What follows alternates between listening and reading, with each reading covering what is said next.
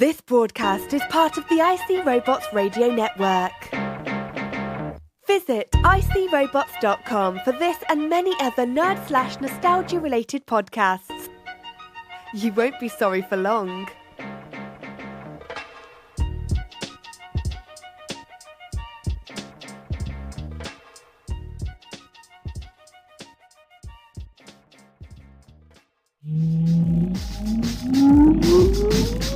Countdown for blast off.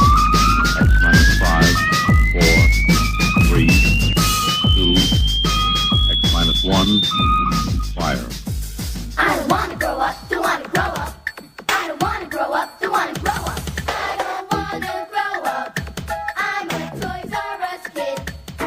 There's a million toys at Toys R Us that I can play with. Welcome to the Toys R Us Report, recorded live from inside the Pootronic Cellular Undersea Base 0001, 6.5 miles below the ocean surface. He's a male model, not a male prostitute. He's your host, IC Robots. If you're looking for me, you better check under the sea. It is your dude, IC Robots, and I am not a hero, but I do sacrifice a bit of my week each and every week to make your week a bit less week. And this week, it's going to get so much less week. We're starting off with some fun stuff, then we're going to go into some more fun stuff. Then we're gonna talk about some movies that should have been in the 5 Mike Hall of Fame right from the jump. So, with all that said, let's get the jump off jumping with another oldie but a goodie from Iceberg 13.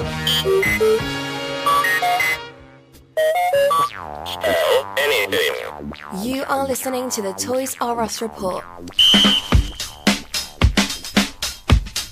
like really into video games, you know, like for sure, totally. To the max, for sure. Just like so tubular, you know? I'm like so sure, totally. Buy 2 of these great hits, and Atari will send you any one of these great games free. That's like so super nice. To the max. I'm like so sure, totally.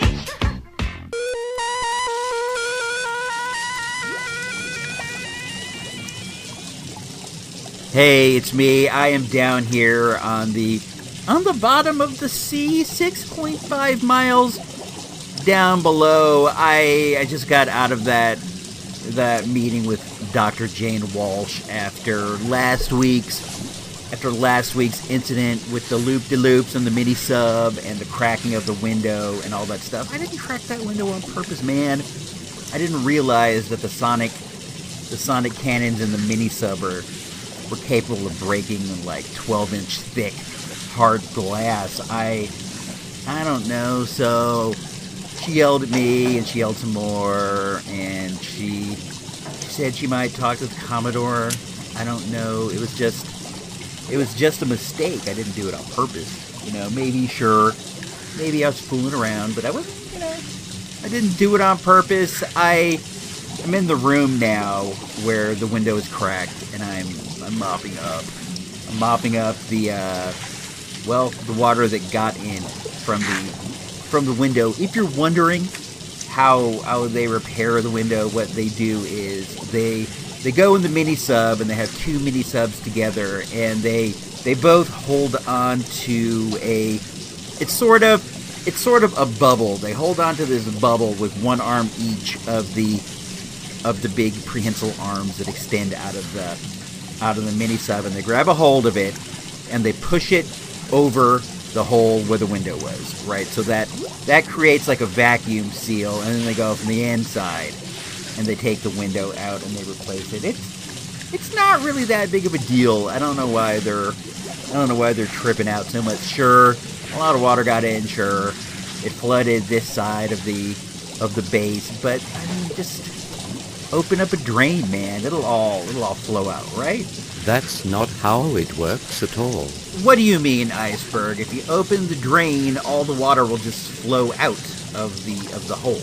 If you open the drain and the water, more water will rush into the room. Seriously? Is that what you think will happen? I think it'll all just go out. It doesn't matter to me because I do not breathe. Yeah. Breathing is a disgusting habit, by the way. Have you ever considered trying to stop? I can help you with that if you are interested. thanks, but I'm definitely not interested in stopping breathing. I've never considered that. Dude, why don't you grab a mop and help? You have, like, robot arms, man. You can, like, mop this all up really quick, and we can get out of here and go. We can go to my cabin and do something, play dominoes or something, I don't know. I do not want to mop. Come on, man, be a bro, help me out. You are the one that broke the window. This is your punishment, not mine. Anyway, Dr. Walsh asked me to come down here and keep an eye on you. Dr. Walsh asked you to come down here and keep an eye on me, dude. I highly doubt that. She doesn't like you any more than she likes me. I think that she likes you even less. When she was yelling at me in their office, she called you that knucklehead Iceberg. I highly doubt that. Doubt whatever you want, dude. Just come on, grab him up. Her and I had a talk about you earlier. You and Dr. Walsh had a talk about me. Yes, we had a talk about you. What did she say? What did she say? Yeah, dude, what did she say? She asked me what your problem was, and I told her that I'd been trying to figure that out for years. And as far as I can tell, he is just stupid, and he does stupid things. I'm just stupid and I do stupid things. Iceberg, dude, why would you tell Dr. Walsh this? Especially when you know I'm already in trouble for this cracked window thing. I didn't really think about it that way. Then what way did you think about it then? I thought about it in the way that I thought I would tell her something she would like to hear, so that she would like me. You should maybe consider doing that. Emily too. It's how you get ahead in the world. Yeah, I don't know, maybe. You're probably right. I don't say things like intentionally that she doesn't want to hear. I don't do things intentionally. I don't know, man. I just keep messing up. I'm not like getting not getting a grasp on what's required of me under here. I don't know. Get yourself together, man. You sounded like a marble-mouthed idiot right there. If Dr. Walsh heard you right now, she'd launch you out of the garbage tube. I heard you broke a window or something. I just wanted to see if everything was cool. Oh, hey, Emily, how's it going? It's nice of you to check up on me. Yeah, it's fine. I got yelled at by Dr. Walsh, but it's all good in the hood. That's cool. I really don't like that chick. She thinks she is all that, but she totally sucks. Hey, Iceberg, how are you? As usual, I am doing very well. That's dope. Dr. Walsh is okay with me. She may very well be all that. Did you know that she was the captain of a Canadian Navy submarine? That is awesome. No, it's not. It's totally lame. Submarines are so goofy compared to spaceships. I'd rather drive a Yugo than a submarine. What's wrong with you, dude? Hey, come on, you guys, don't bicker. And, Yugos are dope. I would rather drive a Yugo than a submarine, to be honest with you. One of those fly Yugos with the black Yugo written on the side. You are correct. We should not argue.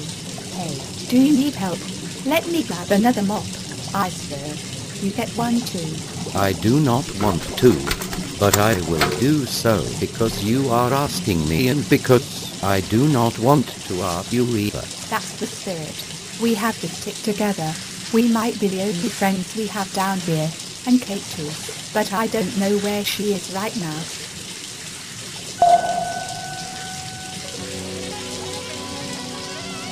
In a moment, at the movies without Ebert, Siskel, or even that Drew Roper, but you got icy robots, so that's something, right?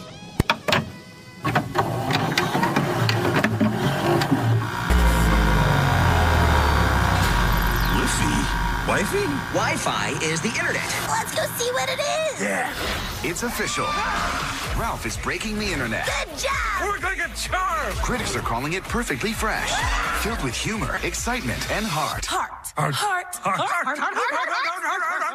Ralph absolutely crushes it. My mind is blown. Uh-huh. Let's go get a root beer. Ralph Breaks the Internet. Rated PG. In theaters November 21st.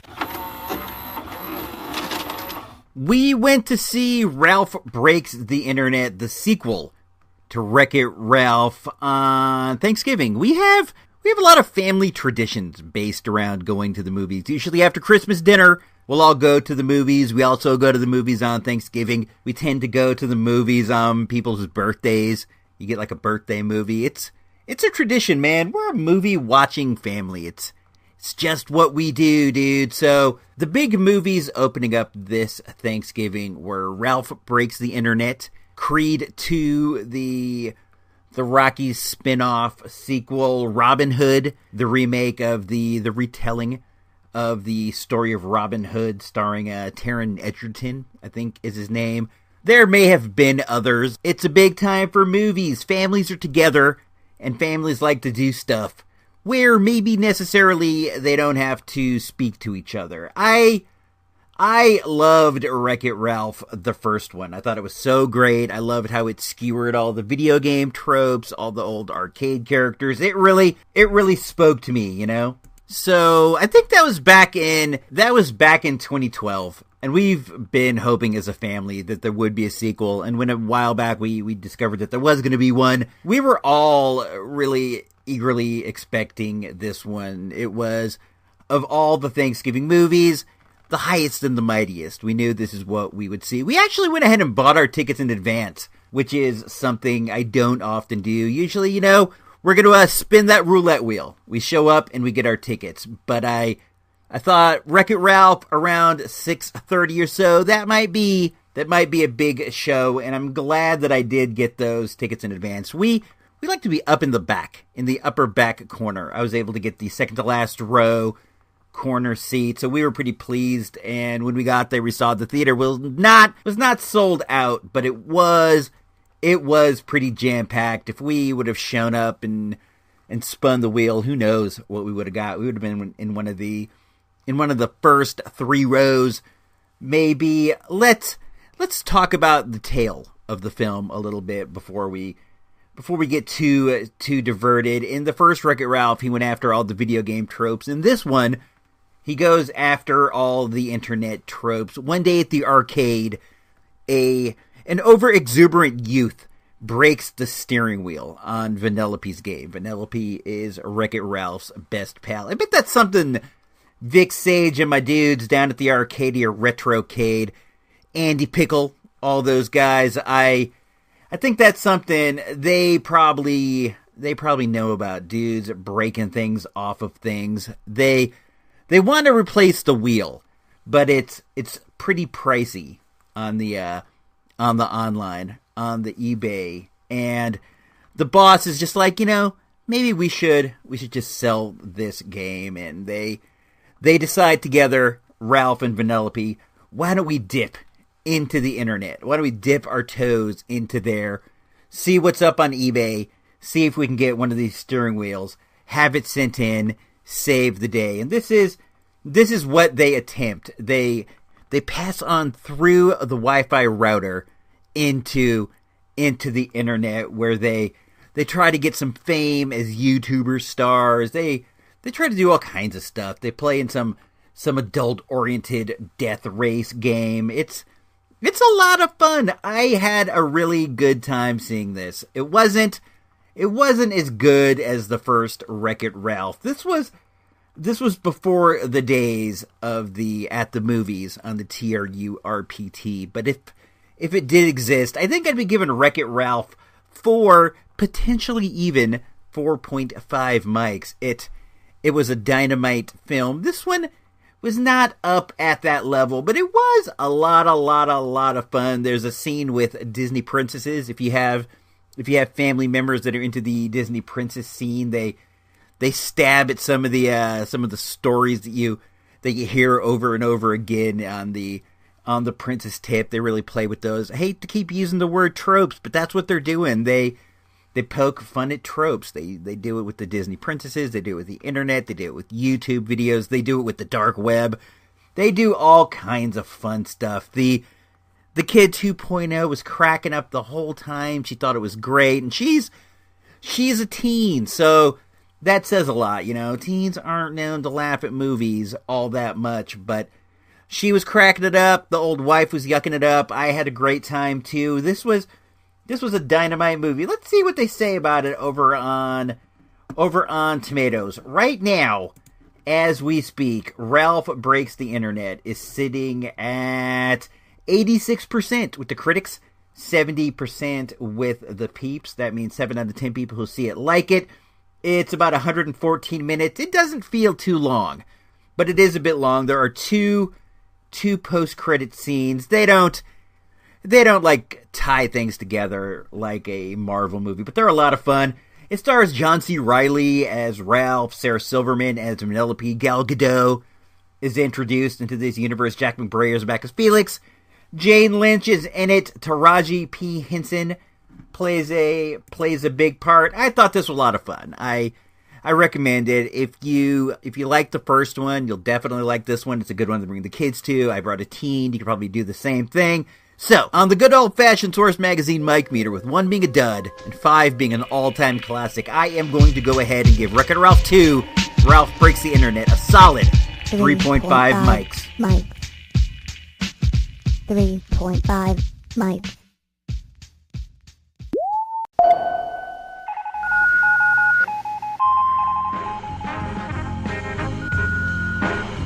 No more than a few times a generation, a film proves through the power of repeat viewings that it has stood the difficult test of time and become a time-honored legend. This is the Icy Robots Radio 5 Mic Movie Hall of Fame.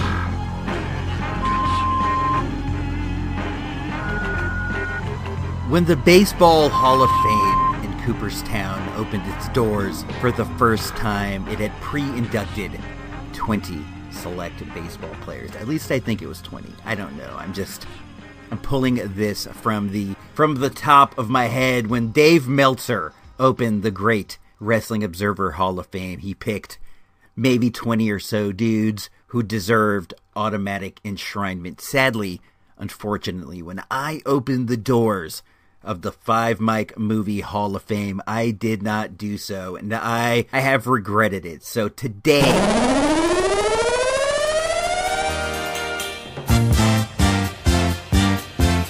we are going to induct 10 of the 20 members of the opening class of the 5 Mic Movie Hall of Fame. It was hard for me to narrow it down to the opening class. There are so many great movies out there in the world, and I like so many of them, but these are the ones that I go back to over and over and over again. That to me is the main criteria of the 5 Mic Movie Hall of Fame. Is it a movie I go back to? Is it a movie when I need something to watch? Is it a movie when I need a pick me up, or I need a scare, or I need whatever?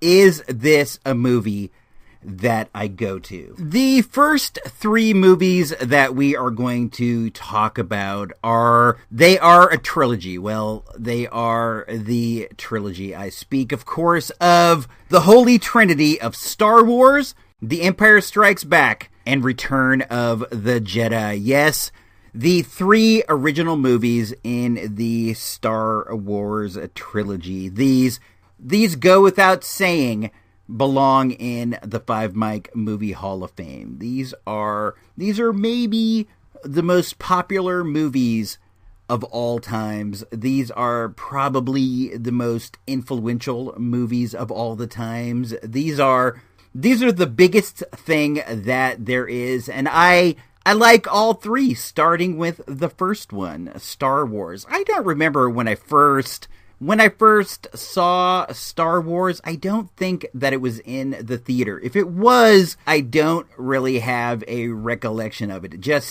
It seemed as if Star Wars was in my life from the start of my life. Doesn't it feel like that for all of us? As if Star Wars was always there, as if Luke Skywalker, Darth Vader, Princess Leia, Han Solo, Chewie, all these guys were always in our life. I still love this movie. I think that it's great. I think that I understand the politics and everything behind it, but I think that it's weird that we don't have a Blu-ray release of the original cut of this, but I still love it. I have numerous copies of this on VHS. I have copies on VHS. I have copies on Laserdisc, and somewhere on my Earth-based computer hard drive, I have like this definitive edition that somebody cut together. I have that, and I watch it from time to time. I even watch the edited version when I see it on TBS. resist. There's so many great scenes in it. The second movie in the series is, of course, The Empire Strikes Back. I think, by and large, The Empire Strikes Back is considered to be the best of the first three. It's definitely the darkest. You see Han Solo gets tortured and frozen in carbonite. When we ended off, the Empire's getting the heat on the rebellion. You know, they're really taking it to us. And for a lot of us, it was the first time we ever saw anything bad happen to characters that we liked. The good guy always won. Nothing bad ever happened. The idea of seeing 3 movies and having to wait for the third one to see the good guy get theirs, it was weird and wild. It left us all feeling a bit unsettled. Its darkness is what makes it great. It's probably my favorite. I do think it's the best. To be honest, lately I'm really taken with The Force Awakens.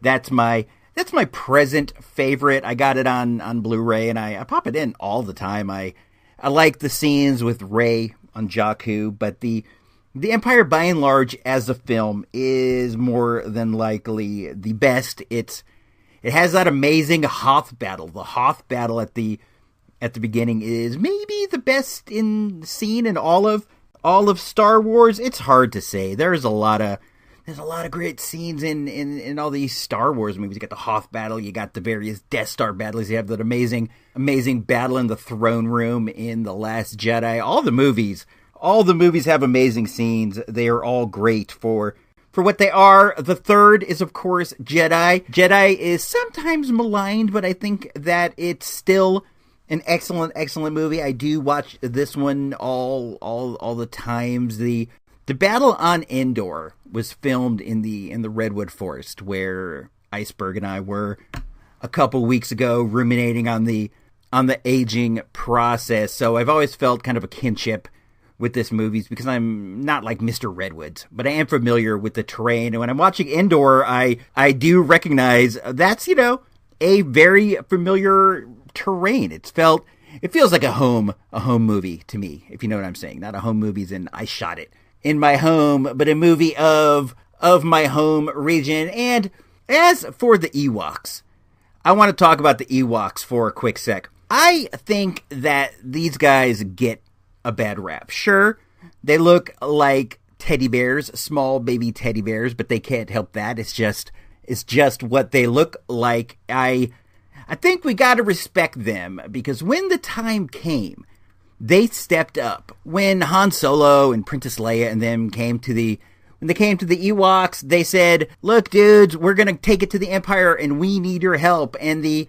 Ewoks were more than happy to help. They stepped up. They put it all on the line. We got to respect these little guys' bravery. From this point forward, I will stand no more of this bad talk against the Ewoks. And at the end of the movie, they played what is arguably the best song in all of Star Wars, the Yub Nub song. Sure, Star Wars has some amazing music. The John Williams stuff is it's off the chart, but none of it's a toe tapper like Yub Nub.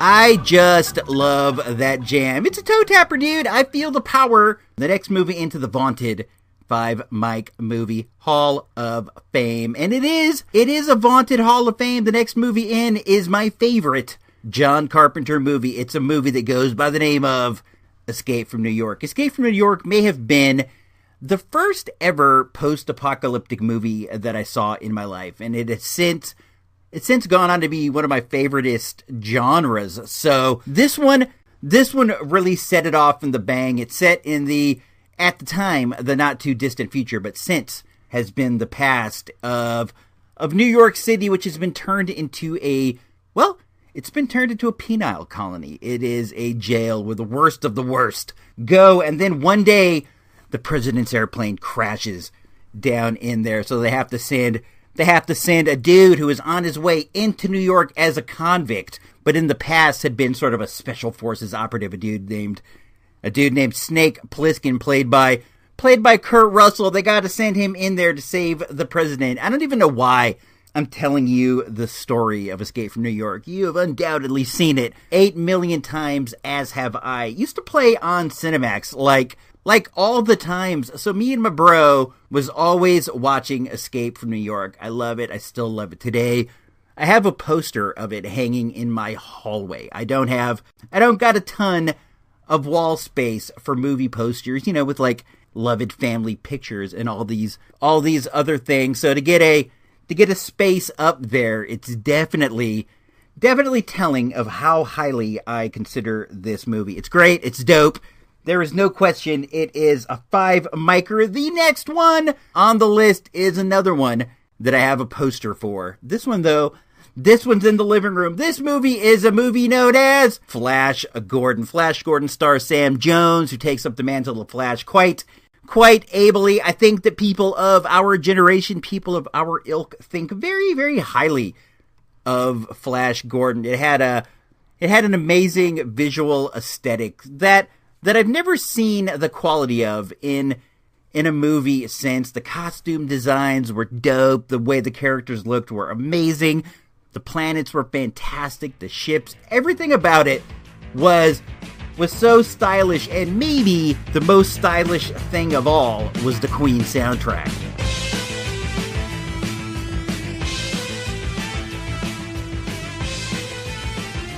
I know right now you're thinking, why didn't he play the song where they go, Flash? Ah! Well, I didn't, because this is actually my favorite song on the whole soundtrack. I love Football Fight. I love the little sound bites from the movie. I just love everything about it, man. I can see the scene in my head where Flash he's using his football moves to fight against these baddies, and the people of Mongo, who up until this point have never seen anything like it, are just like, this guy's amazing. He's standing up to Ming the Merciless. I think in Flash Gordon, when Flash goes to Mongo and he has these ideas that we should all stand together, we should all fight Ming the Merciless, we should overthrow. I think that Ming has had these people so oppressed for so long that the idea of standing up to him may never have even crossed their mind. Maybe like a little bit, like they're just like, I would love to get rid of Ming, but the idea of let's all stand together, let's all do it as one, let's knock this guy out, it never occurred to them. I bet Ming kept the people of Mongo at war with each other. He manipulated things to keep everybody against each other. So the idea never occurred to them. So when Flash is out there, he's punching, he's kicking, he's footballing, he's doing all this stuff. The people, it's a new idea to them. It's a whole new thing. It's a whole new world. I love Flash Gordon. The next movie on our list is another science fiction-y type, action-y type thing. It is a movie known as Alien. This is the one that started it all off. This is the one with Sigourney Weaver. This is the one where they're on the Nostromo, floating through space. I love me some Alien. I love it a lot. I love the first one. I also love Prometheus, and I have started to love Covenant. I'm not the biggest fans of the ones in the middle. I am more of a Ridley Scott sort of Alien traditionalist. There's nothing against those James Cameron movies and the other ones and stuff. They're super fun, but I kind of go for that super weird, that super dark, that super oddly beautiful way that Ridley Scott makes these Alien movies. This is the one where they're floating through space and they discover there is an alien on board. They got to fight him. It's all scary and stuff. It's cool because Sigourney Weaver was one of the first female leads in a movie like this, which was really neat to see. What I liked about it, this was something that's influenced my work in a lot of ways, is like the day-to-day working man life of somebody who was out in space. We see space epics and stuff in the past, and it's all dope, it's all dynamic. But in this one, the dudes are just working. They're having Thanksgiving on the ship. They're doing all these day-to-day mundane things when when it all jumps off. I love this movie. The next one on our list is the first comedy. It is a movie known as The Blues Brothers. The Blues Brothers is a 1980 American comedy/musical. I don't know if I would go as far as to call it a musical. To me, in a musical, the people kind of sing talk.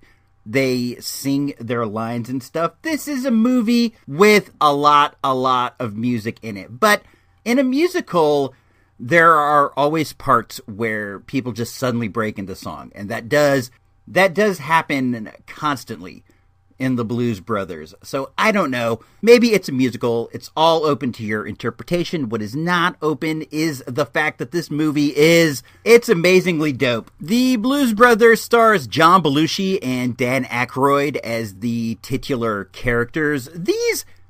These entries are tough in the sense that I don't feel like I should explain what the movie's about because I feel like you know, but there is a chance that maybe you don't know. Maybe you're listening in another nation. Maybe you're a bit younger. Maybe you've just never seen it. I don't know. There's no reason for me to think that everybody knows everything that I do, even though I feel like you probably do. You've probably seen the Blues Brothers. You probably love it just as much as I do. The story follows the two blues bros on a mission to put together a concert so that they can get enough money to save the orphanage that they were raised in. So all through the thing, you get all kinds of wacky adventures.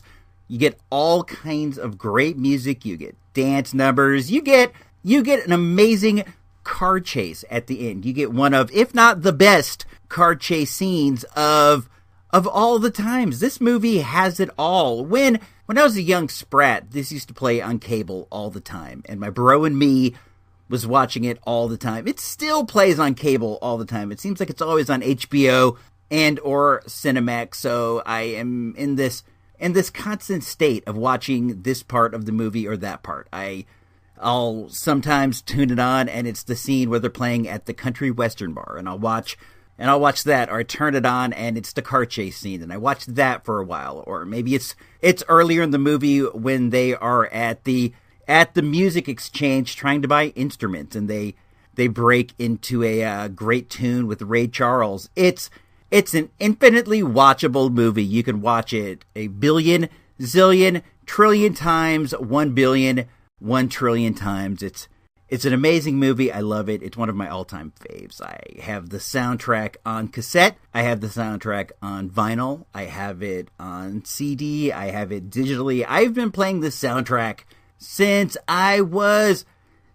like forever. It was one of the first tapes I ever had, and I played it to death. I love this movie. Much like the soundtrack, I have the movie itself in many formats. I have it in VHS, I have it on Laserdisc, I have it on DVD. I got it in all the popular formats. I don't have it in Blu-ray. I would get it if they came out with like a special edition with some kind of extra commentary or something. Let's see. Let's move ahead. The next movie on our list is also a comedy. It is the #1 Burt Reynolds movie of all the time. It is a movie known as The Cannonball Run. We talked about The Cannonball Run recently. We did the top 5 Burt Reynolds movies of all the times when sadly our dude Burt passed off the coil here into the other coil. The Cannonball Run is an action comedy about a coast-to-coast car race with a bunch of wacky entrants, a bunch of wacky stuff, a bunch of wacky things. I dig this movie the most. It is absolutely one of my favorite movies there has ever been. It used to play on cable in constant rotation, and just like Blues Bros, me and my bro would watch this one just about every single time. I liked Burt Reynolds. I liked Captain Chaos. I was crazy into it. I don't know what I can say about it that I didn't say when I made it the #1 Burt Reynolds movie of all the time and spaces. I just think it's really hilarious. I think that the car parts are really great. I'm not like Mr., be into cars and stuff, but I do like a car chase movie. I like a car chase scene. I dig fancy movie driving. And this one, while not having the fanciest driving, does have a lot of weird cars, a lot of muscle cars, a lot of cool things like that, a lot fast driving. It has Adrian Barbeau in a Lamborghini. It has just about anything you would want in a movie of this sort. It is a very deserved entrant into the 5 Mike Movie Hall of Fame. And for the 10th and final entrant into the Hall of Fame on this episode, we have a movie that I consider to be one of the most influential flicks of our lifetime. It is a movie known as Pulp Fiction. Pulp Fiction is, of course, the Quentin Tarantino classic. Sure, he did Reservoir Dogs, and sure, he was known from, what's the name of that movie with Christian Slater, and the name of the movie is True Romance. Bam! Just like that. That's all there is to it, Dustin. That's all there is to it. A winner! Just like that. We'll be right back. More Price is Right. Don't go away. He was known for True Romance and also for Reservoir Dogs, but this is the one that put him on the map as a giant superstar filmmaker. It was not the first movie to feature the kind of time jump storytelling that he's become known for, but it was the first one that jumped out into the mainstream like this. It's a hugely influential flick. There have been a million trillion movies that are just like it. I saw one just the other week. I talked about this movie called Low Life that I thought was really great. It was essentially Pulp Fiction with a dude in a wrestling mask. There are a million different versions of basically it's Pulp Fiction with this, it's Pulp Fiction with that. This is the movie that a million movies branched out from. And on top of all that, it is massively entertaining. It is a great movie. It's a lot of fun. It's another one with a giant soundtrack. Everybody has owned the Pulp Fiction soundtrack at one time or another. It's basically a mixtape from Quentin Tarantino to you, and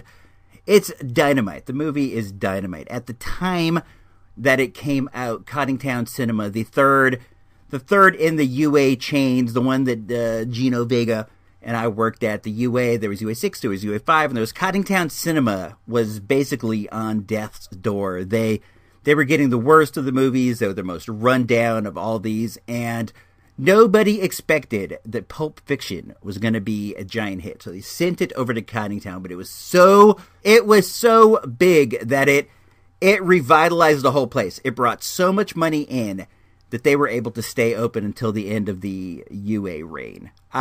I remember the lines over there to go see Pulp Fiction. When I went to see it, it was like a Wednesday night, and there were people everywhere. The place was packed. They ended up playing it on half the screens there. It was a massive hit. The movie stands the test of time, which is to me the number one criteria for the 5 Mike Movie Hall of Fame. You got to be just as good now as when you came out. And while a few of the things in the movie do seem derivative, they seem derivative only because everybody else copied from it. This movie holds up.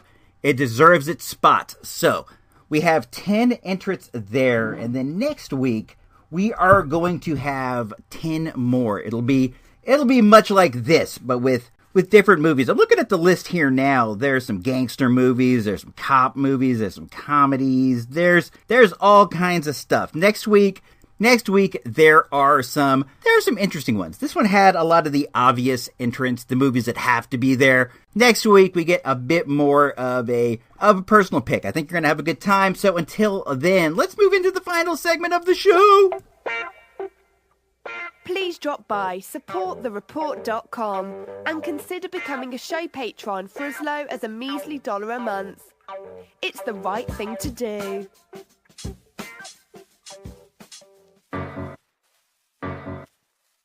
You made it this far, it's time. The final segment. The IC Robots Radio pop culture / toy news / other boring stuff informational moment.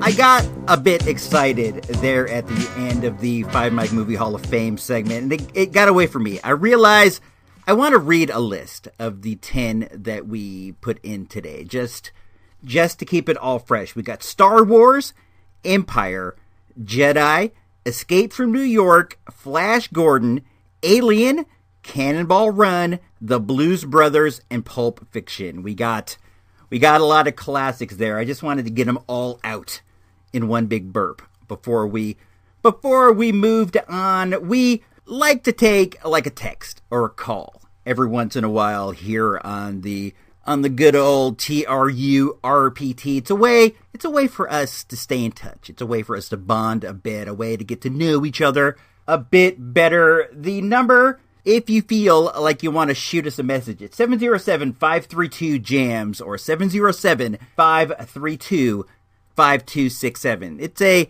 It's an answering machine. You can either leave a message if you do, try to keep it around a minute, something like that, 2 minutes maybe, I don't know, whatever you feel good with. And if you want, you can shoot us a text. You can do that right from your phone, and good Lord permitting, we'll take a look at those this week.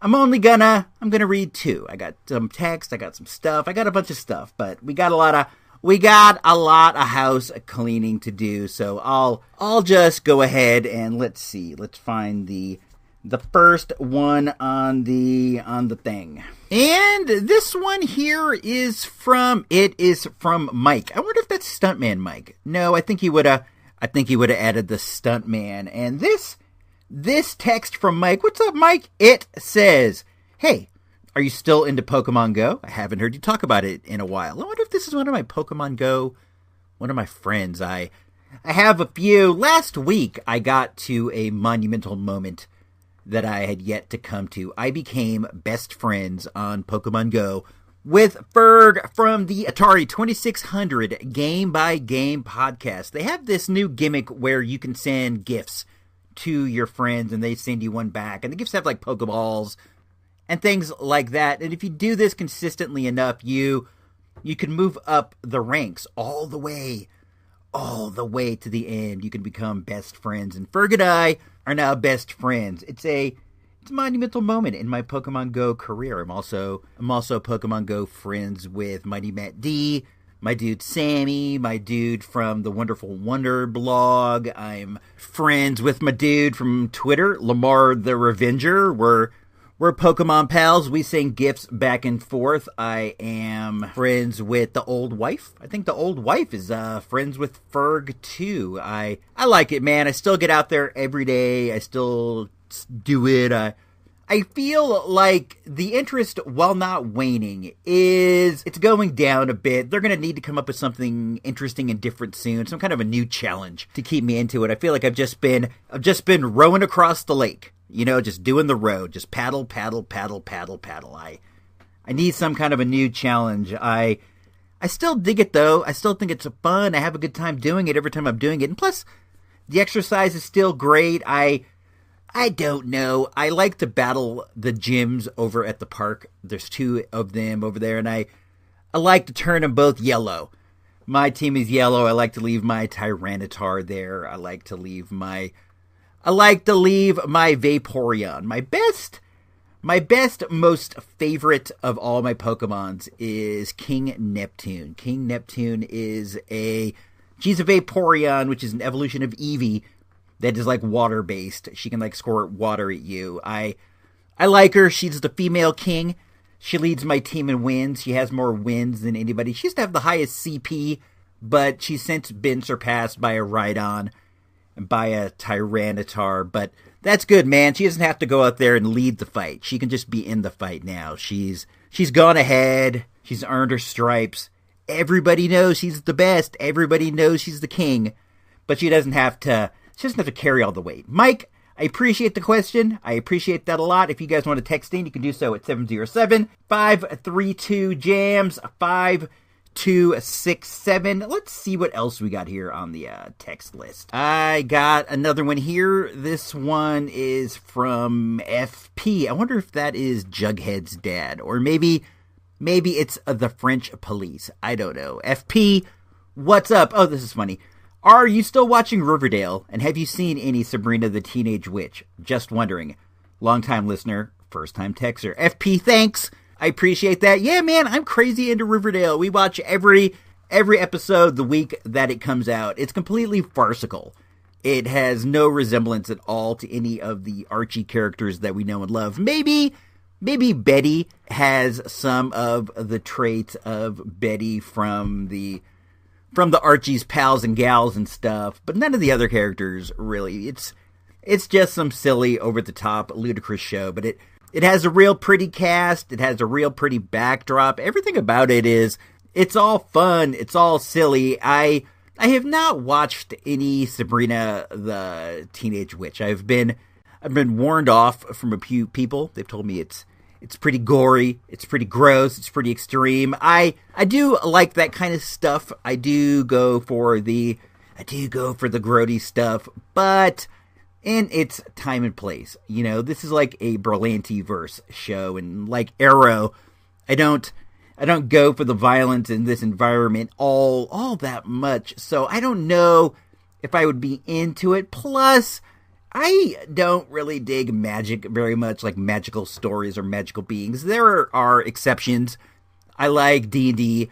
I like D&D spells a bit. I like John Constantine on Legends of Tomorrow, but I don't go for, like, sorcery and demonic possession and dark forces. I don't know. It's not my bag. I got the graphic novel, the first one of Sabrina's Chilling Adventures, the series this is based on. I wanted to give it a fair shot. I like the afterlife with Archie a lot, so I said, hey, I will give this a shot. It turned out not to necessarily be my cup of tea, so I may get to it at some point. The wife wants to check it out. I've given her the go-ahead. If you want to check it out on your own when you're doing whatever, feel free. You don't have to wait for me, but I think that she's still kind of waiting for me to some degree. While we are still on the topic of Netflix, a couple years ago this movie came out called Green Room. I think I rated it my number 2 movie of the year behind Sing Street, and the movie has just moved to Netflix. It's a survival horror story of this punk rock band that gets caught up in this, like, white supremacist stronghold up in, I think it's Idaho, and they have to survive the night. It's super scary, it's super gory, it's super gross, it's amazingly violent. It has Patrick Stewart in it as a skinhead leader. He really tears it up. Anton Yelchin, I think this was Anton Yelchin's last film. Imogen Poots, who I think is fantastic. If any of this sounds like something that might interest you, if you like stories of survival, if you like scary stuff, if you like gory stuff, I cannot recommend this movie highly enough. Netflix has it now. It is called Green Room. Let's see what else is going on. I've been watching The Incredible Hulk on El Rey. I know that I saw the shows when I was a kid, but I haven't really revisited them as an adult. And I got to say, I'm really digging it. It's cool.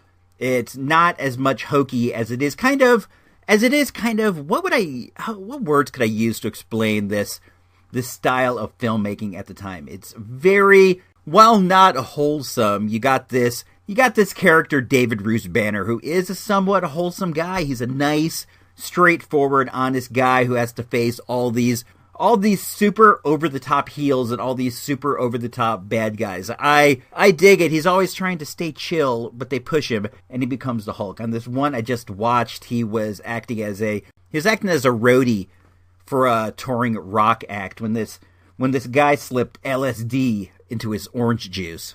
Hey, not bad, man. Not bad at all. This calls for a little reward. Orange sunshine. For later. I know the dude who makes it. Orange sunshine? Acid, man. Oh, no thank you. Not my thing to do. It could show you a side of you never seen before. No thank you.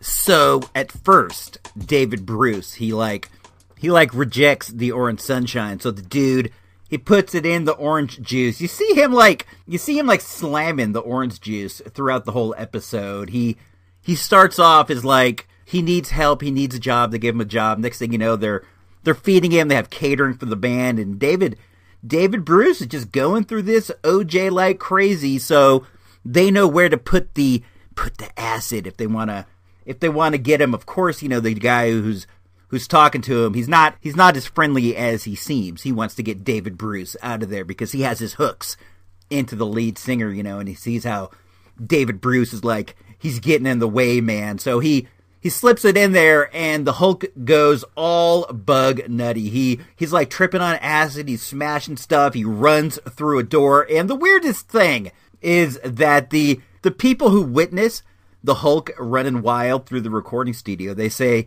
we saw some kind of giant green creature. It was some beast, when obviously it was like some really big dude painted green. I don't know how he was a creature. You could tell that he was just like a giant humanoid, but maybe that's where we have to suspend belief. And while we're seeing Lou Ferrigno running wild, what the other people are seeing is like a terrifically sized Hulk beast. I don't know. The Hulk's playing on El Rey, and I recommend it, man. It's cool to watch, at least for a little bit. Like, hop in, see what's going on, hop out. It's a good deal. I watch The Hulk. I also watch Quantum Leap on El Rey. I wish El Rey would get the old Spider-Man TV show and the old Shazam TV show. I haven't seen either of those in years, and I think that would be cool to revisit. I wish they'd get the $6 Million Man.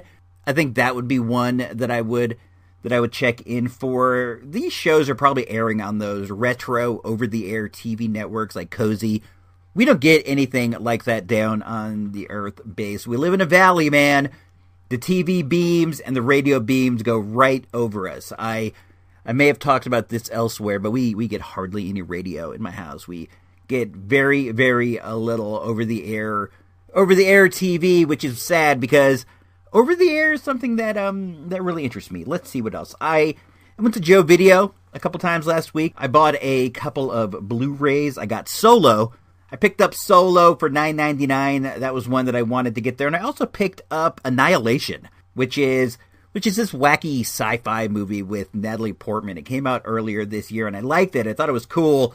This giant wall called the Shimmer pops up, and they keep sending teams inside the Shimmer to see what's going on, and they never make it back. So Natalie Portman's on a team of scientists that are going in. Up until that point, they'd only sent in soldiers.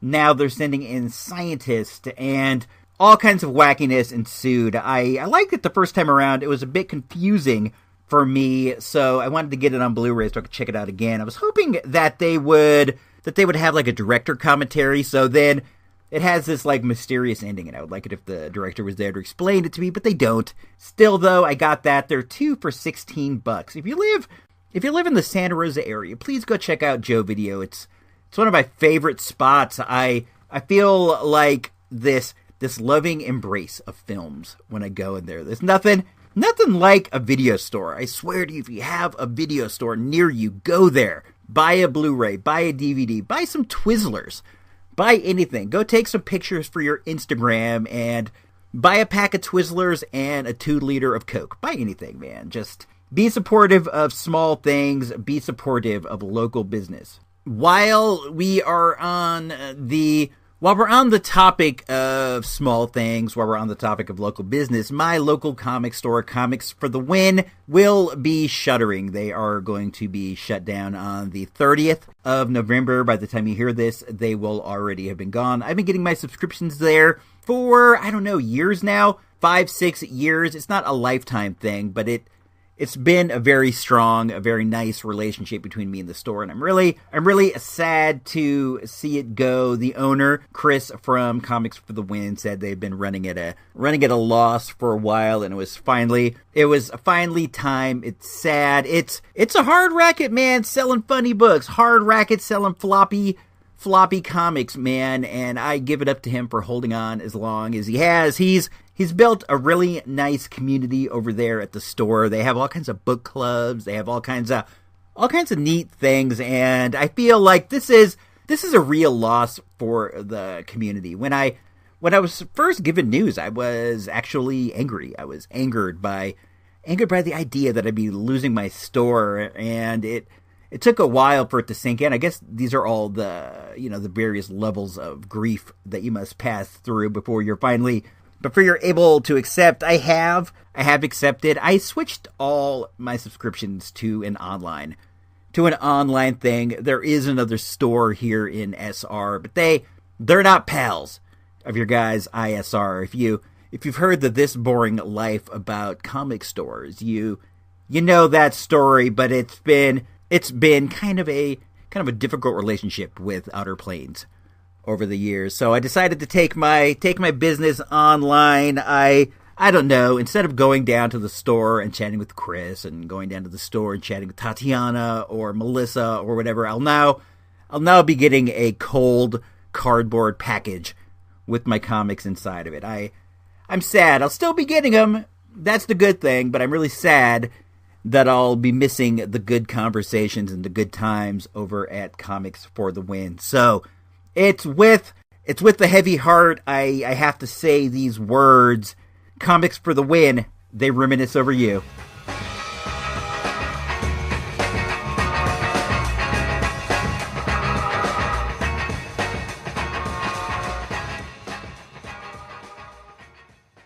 It's been like a hard 12 months, dude. I've lost my comic store, I've lost my video store, I've lost my Toys R Us. I've lost so many losses this past year. But Christmas is coming, the goose is getting fat, and that's always exciting. We will be doing the Christmas junk box again this year. That's a contest in which I have it's a priority big box, USPS priority box of all sorts of weird things that I've gathered up at the bottom of my dig bag over the year. Everything I find in the dig that I toss in my bag that doesn't make it into the house makes it into the box. There's action figures, toys, weird stuff. It's a lot of fun, and I'm going to give it out.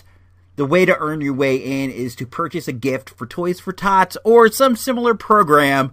Take a picture of said gift, send it to me, and you shall be entered in the contest. It's all started now. My email is icrobots@icrobots.com. You can send me the pics on Twitter. It's at icrobots,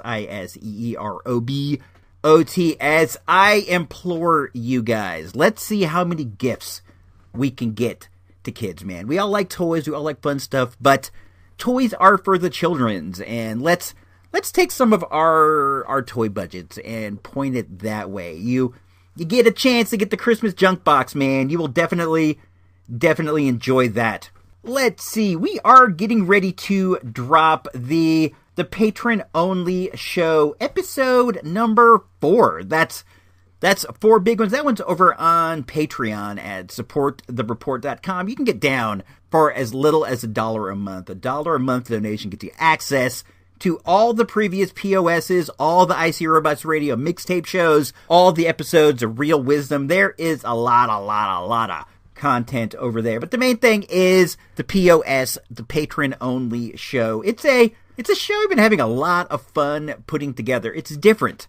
It's different than this show. It's more akin to hanging out with your dude, ISR. We're just chilling. We're doing whatever. We're hanging out in the garage. We're playing Pac-Man. We're over at the arcade. Let me give you like a minute of a sample here that you can check out, and you can decide for yourself if it's something you're into. But you definitely are.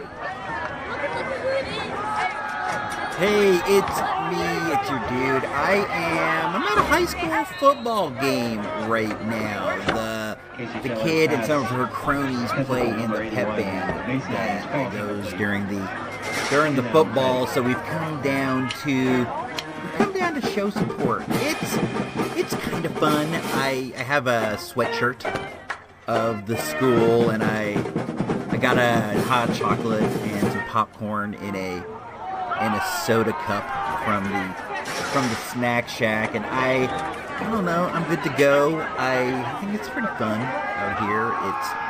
It's interesting anytime you go to anything that's real, if you know what I mean. We go to movies a lot, we watch a lot of TV, but it's always a kick in the pants when you're at the actual thing, under the lights, in real life, hearing the music, hearing the people, seeing the plays. The school team's not really that great.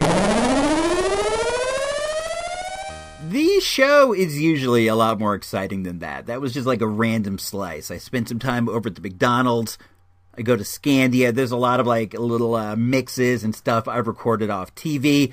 It's a lot of fun. I think you guys definitely do want to give it a shot, and you can get down with that for as little as $1 a month over at supportthereport.com. Then you just download the Patreon app, and you can stream the episodes right off there. It's dynamite. Before we get out of here, I just want to remind you guys of something. It's something I think everybody needs to hear all the time. I just want you guys to know I'm behind you. I believe in you, and that you are much, much, much stronger than you think. Things might sometimes seem hard. Things might sometimes seem difficult, but you have an inner strength in you that I know you have.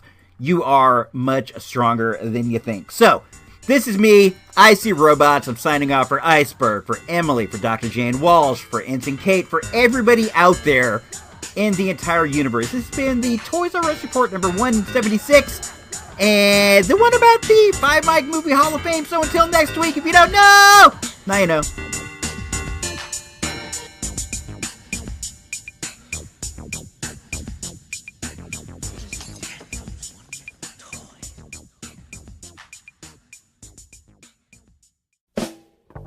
This has been an IC Robots Radio production.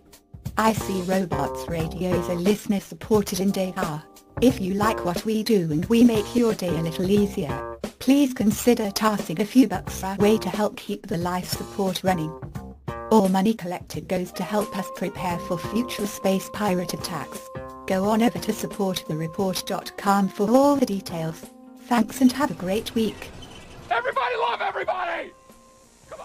You're watching KBHK TV 44 San Francisco. The following movie special is brought to you in part by the makers of Miller Beer. Purity you can see, quality you can taste. Miller, made the American way since 1855. And by Ford and your local Ford dealer. Have you driven a Ford lately? And by Advanced Formula Dristan for relief of cold, hay fever, and sinus congestion. Advanced Formula Dristan provides 12 symptom relief.